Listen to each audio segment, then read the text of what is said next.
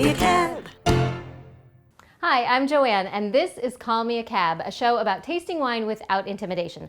Today is day 12 of the Wine Advent Calendar, where we open a bottle of wine a day leading up to Christmas. No matter how you celebrate the holidays, please join me in trying 24 wines in 24 days. If you're new to the channel, welcome. Please don't forget to like and subscribe. If you're already subscribed, thanks, and welcome back. Let's get started. Wine number 12. Come on. Le Moment French Rosé. Let's get this bad boy opened. It's got a pretty little picture of a lady in a hat and a bathing suit. You know, the way I picture myself in France. Plus, like she'd be wearing a top. Who are we kidding? Oh, it's very light. Not very pink at all. Let's see what we think of this. So it's not very pinky. And the funny thing is, I have noticed sometimes things look more on the pinky orangey side in the bottle, and then when I put it in the glass, it kind of goes down a notch. It's a little orange. I'll give it a gold hue. Sure, a little pinker than a white wine, but barely. So I have had rosés from Provence, which I think they are known for their rosés. I do like wines from Provence. They aren't my favorite rosés, I have to say. I like them, they're fine, and if that is what is being poured, I'm happy to be drinking it. My sweet spot for rosés is Portugal. Portuguese rosés tend to be much, spicier and darker. The Provence rosés tend to be a little more floral, a little more akin to a white wine, and they're not bad.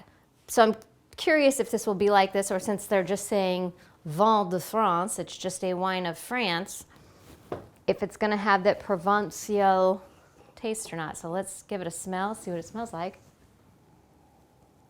Okay, all right, yeah, no, this smells like flowers and trees and the French countryside, maybe a little dirt, maybe a teensy-weensy little bit of wet animal, which I've smelled in things before, and some like a grapefruit.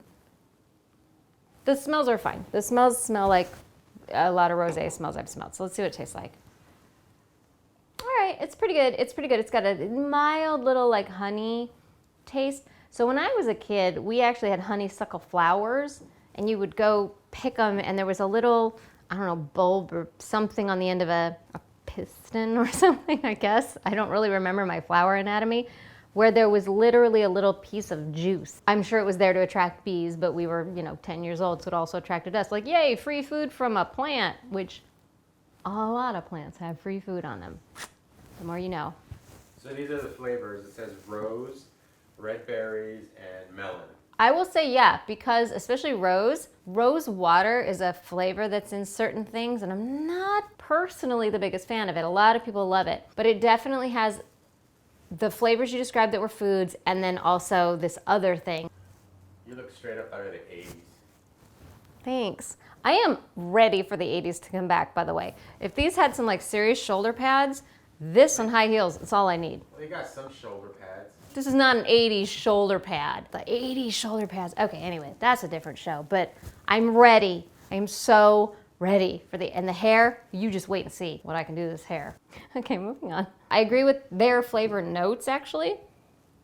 A little bit tart for my tastes, which is true of French rosés in general for me. If I want to take the tartness down a notch, I need to go with something tart. I'm gonna do feta. Let's see what this does. I wish I also had some watermelon on this platter, because I feel like a feta watermelon combo would be amazing, but I'll just try feta. Feta's like a salty hard sponge. Way to sell that cheese. I still like it.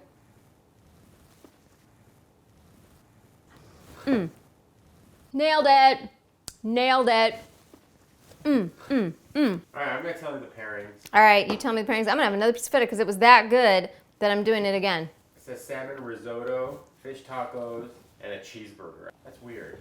No, I get it because of the savoriness. This is my one problem with a lot of pairings out there, and I don't know if you guys feel the same way. It's always like dinner, like a whole meal. Very rarely, well, frankly, very rarely am I having a whole meal, but definitely very rarely when I'm drinking, because I'm usually, back when we used to be able to hang out with people, just having a drink, meeting a friend for a drink. So if we eat, we're having a nosh, because that's just the world we live in. I feel like that's a very American thing. Sometimes you're eating, sometimes you're not. I feel like full meals are so rare.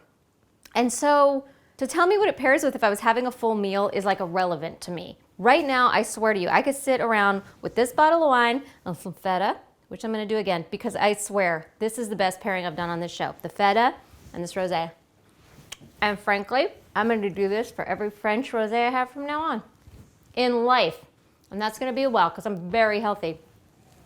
I can't wait to toast with you, so call me a cat.